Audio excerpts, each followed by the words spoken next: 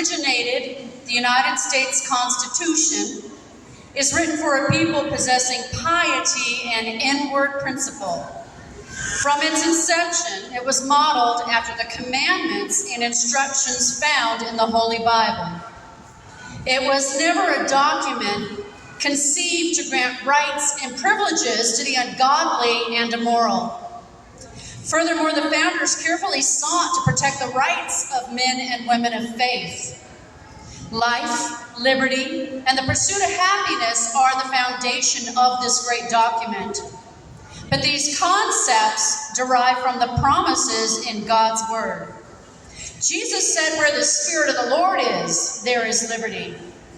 And whom the Son sets free is free indeed." The purpose of the Constitution is to protect our freedom to worship. It is also meant to obstruct the actions of corrupt and tyrannical governments seeking to abort or diminish these rights. The First Amendment acknowledges we have inalienable rights given to us by our Creator. Government should never be allowed to infringe on the free exercise of worship.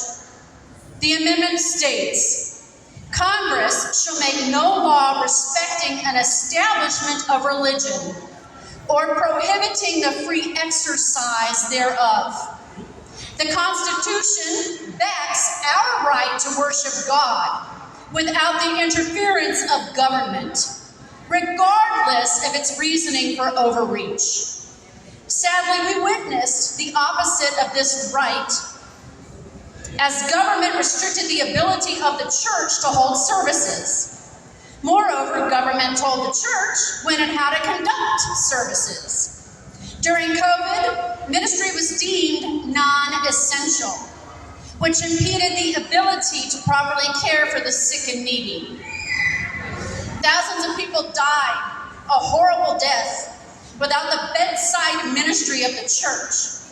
People held up in hospitals and nursing homes with no one to advocate for their protections against the demonized protocols of eugenicists like Dr. Fauci and Mayor de Blasio of New York City.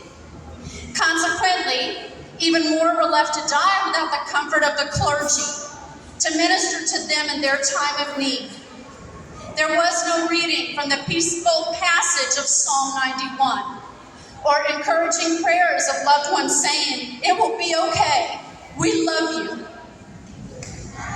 And what about the deaths of those who had no spiritual guidance from the minister of grace as they lay trapped in the death spiral of COVID-19 protocols, scared and hurting people in their last moments of life, some without the assurance of salvation because government banned ministers from visiting the infirmed? Christians are expected to stand in the gap for the hurting and the needy. This is a part of the Great Commission. We are also expected to defend the faith. The founders, in their wisdom, knew the importance of faith in society. They sought to construct a form of government assuring religious freedom is protected. Knowing the purpose for the Constitution, those practicing religion are obliged to ensure that the protections for exercising faith are upheld. Negating to do so is a dereliction of religious duty.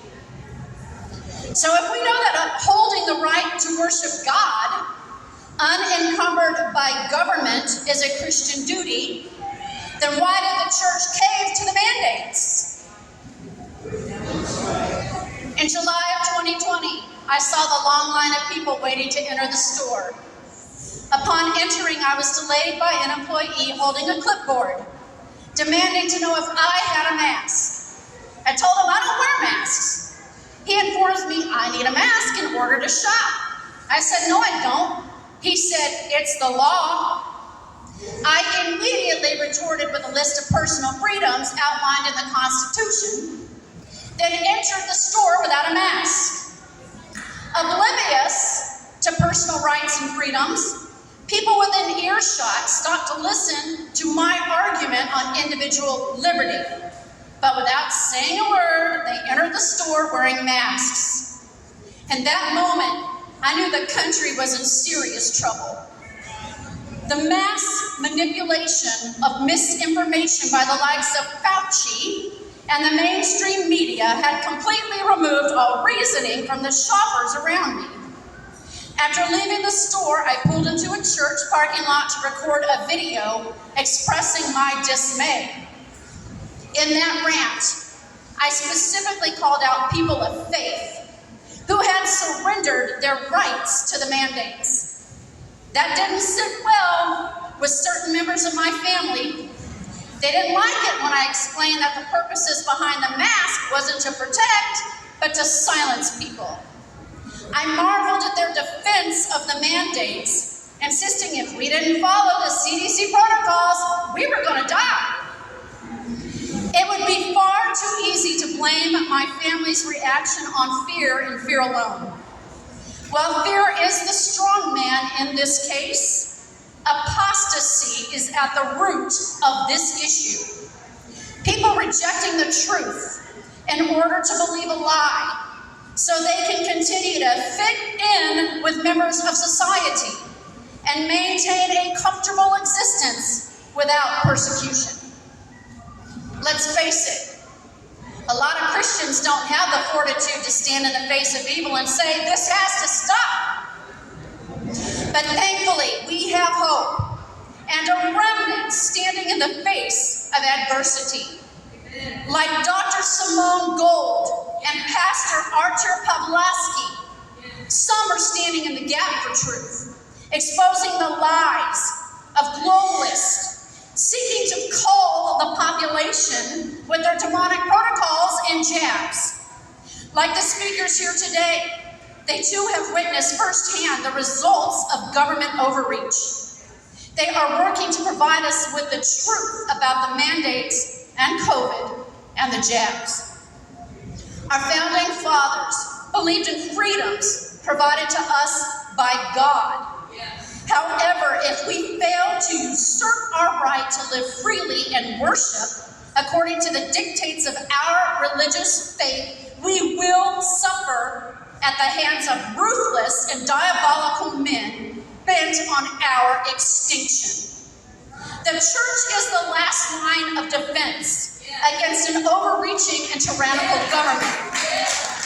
If we don't rise up against tyranny, then we will lose our freedom to practice our faith, and this time we may not recover.